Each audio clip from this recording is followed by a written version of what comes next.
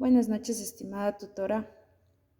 Soy la alumna Poleda Estefanía Ochoa Cabezas, la misma que en esta presentación va a exponer sobre la pobreza del Ecuador.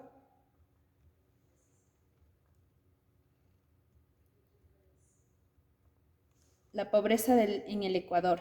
Vamos a partir desde la palabra pobreza. ¿Qué significa? Es la escasez o carencia de lo necesario para vivir, la incapacidad de los gobiernos en la promoción de una mejor distribución de la riqueza ha mantenido un sistema social que produce la desigualdad. Vázquez y Saltos 2014.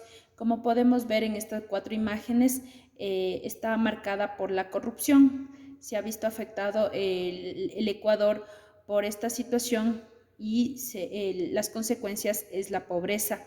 En realidad, nosotros vemos en la primera imagen los niños que se encuentran en total indefensión. Acá la mano ecuatoriana, la mano trabajadora, lastimosamente no hay las fuentes de trabajo. Aquí el gobierno actual, el Estado ecuatoriano, no brinda la situación coherente para que los ecuatorianos y extranjeros puedan tener una vida digna. Y como puede ver en este otro lado, vemos que la pandemia ha azotado, ha sido una situación inmensamente dolorosa para todo el Ecuador. La situación social en Latinoamérica es compleja. Una de las razones que haya pobreza es la inequidad, la corrupción, que afecta indirectamente a los habitantes del Ecuador. La pobreza por ingresos se venía reduciendo de a poco en el Ecuador, pero en el 2020 frenó esta tendencia. Hoy se estima que la pobreza afectará al 37.6% de la población. El incremento de personas pobres se explica en parte por la reducción del ingreso, pero también se debe a que la desigualdad en la distribución del ingreso crecerá el 6%. En términos multidimensionales, la pobreza aumentará del 38,20% en el 2019 al 43% en el 2020, es decir, el 7.4 millones de hogares sufrirán privaciones de bienes y derechos básicos. El choque del COVID-19 en la pobreza es la desigualdad y las clases sociales en el Ecuador. Una mirada a los hogares con niñas y adolescentes, como podemos ver, son grupos más vulnerables. Los datos muestran una realidad difícil para los hogares que están conformadas en parte por los niños, niñas y adolescentes. Está claro que presentan una desventaja y han sido un grupo altamente afectado por la pandemia del COVID-19.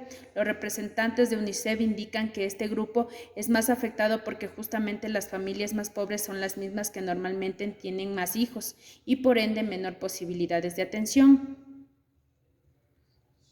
El coeficiente de Gini por ingresos, este coeficiente puede estar en el rango desde 0, que es la perfecta igualdad, hasta el 1, que es la perfecta desigualdad. La dinámica de la pobreza y la desigualdad, según UNICEF, el cambio en pobreza del producto del choque del 2019, del choque del COVID-19, es explicado en más del 60% por el efecto de la distribución.